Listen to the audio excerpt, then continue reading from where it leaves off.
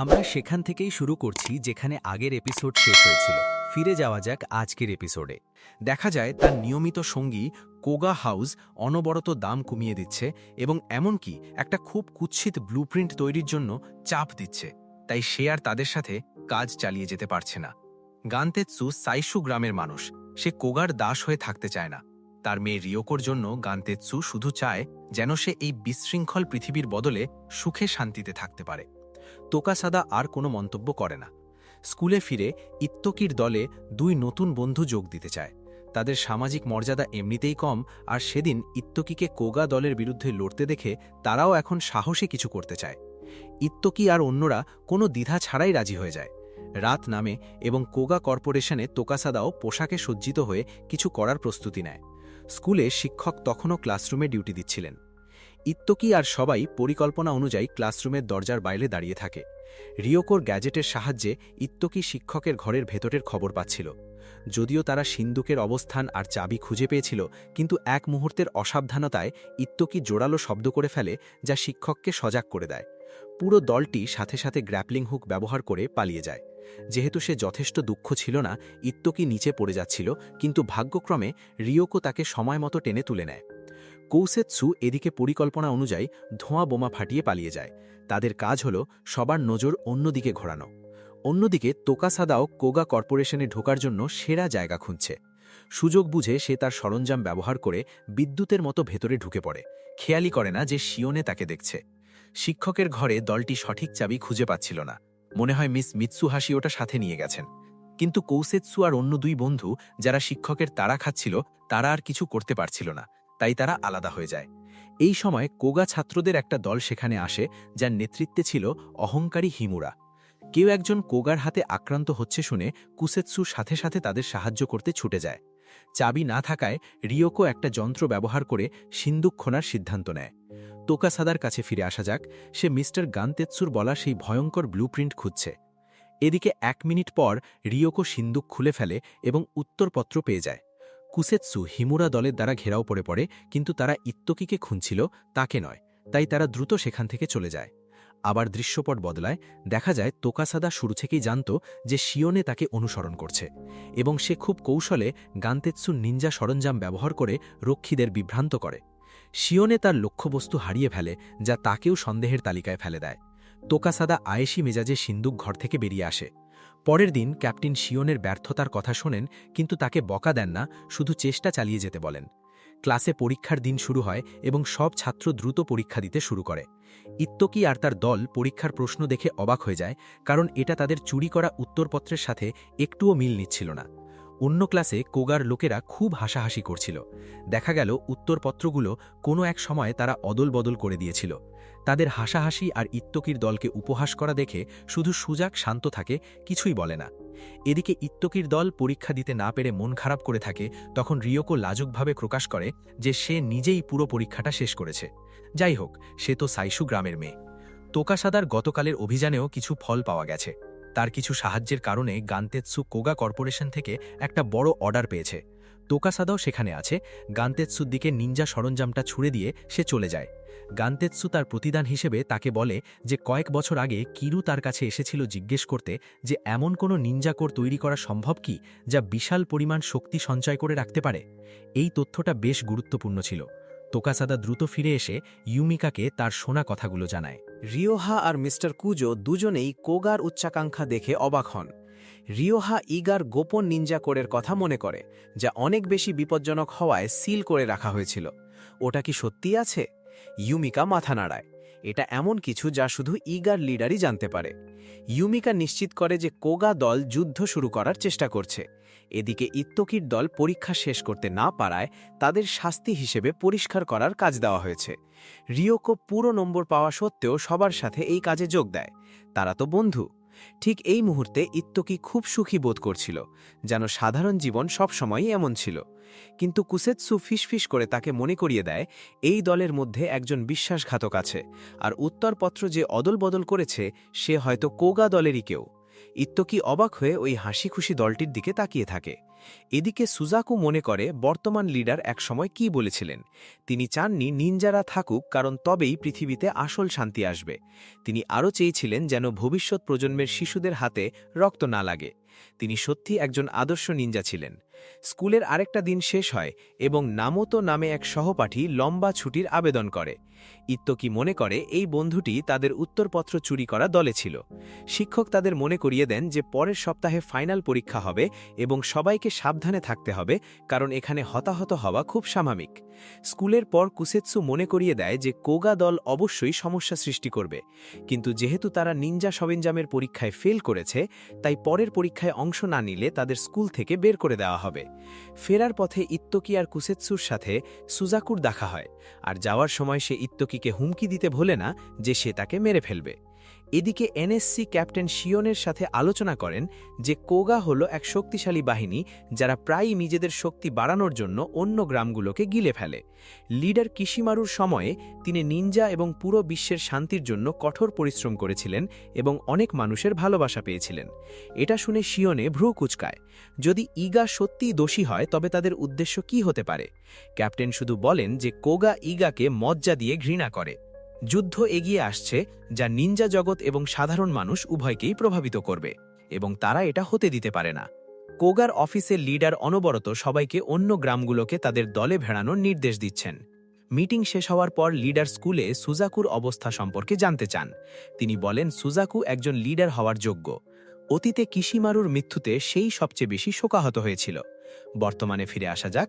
ডরমিটরির ঘরে ইত্তকি study group ছেড়ে দেওয়ার সিদ্ধান্ত নেয়, কারণ সে চায় না তার বন্ধুদের কোনো সমস্যা হোক। কুসেৎসু তার পিছু পিছু বাইরে আসে। বিশ্বাসঘাতক থেকে বাঁচতেই তারা এটা করছে। রিওকো তাদের পিছু পিছু আসে এবং তাদের উপহার হিসেবে একটা ক্যামোফ্লেজ নিনজা সরঞ্জাম দেয়। ইত্তকি উপহারটি প্রত্যাখ্যান করে, কারণ সে তার বন্ধুদের বিপদে ফেলতে চায় না। কুসেৎসু ইত্তকির সাথে ঘরে ঢোকে এবং তারা দুজন পরীক্ষার দিনের আগে আক্রমণ করার পরিকল্পনা করে।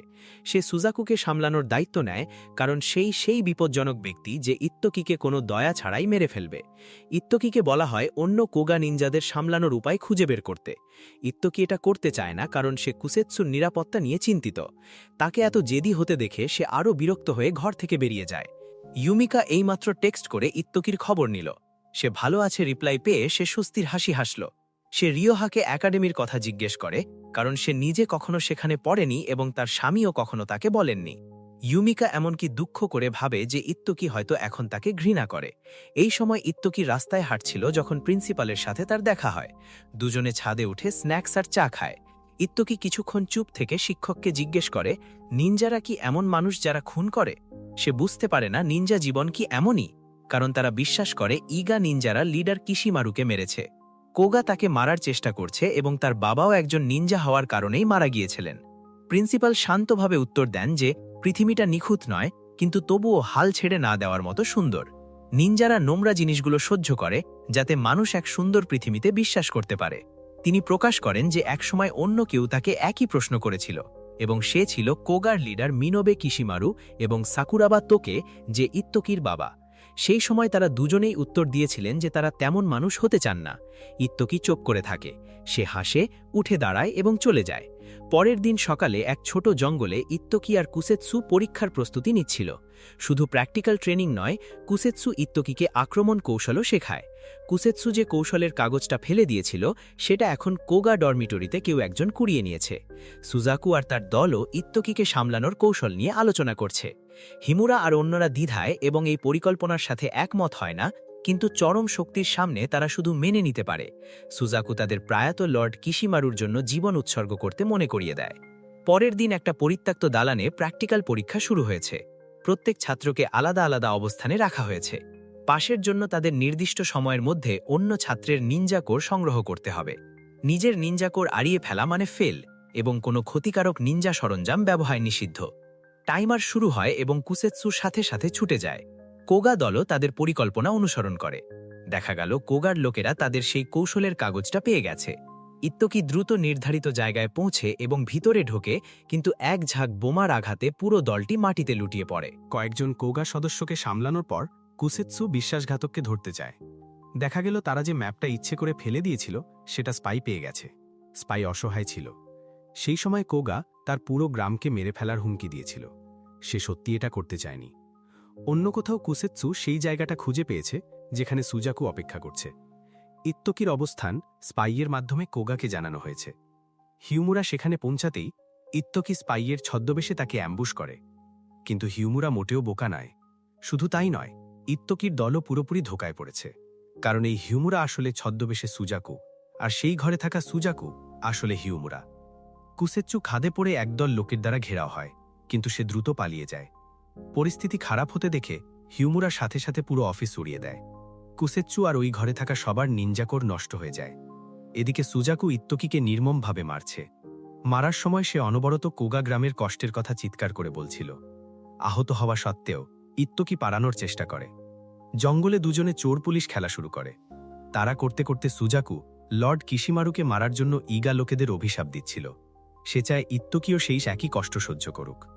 ইত্তকি একটা তেলাপোকার মতো, যাকে যত মারাই হোক সে মরে না। সে সাথে সাথে উঠে দাঁড়ায় এবং সুজাকুর অপমানের বদলে শুধু তাকে খুনি বলে গালি দেয়।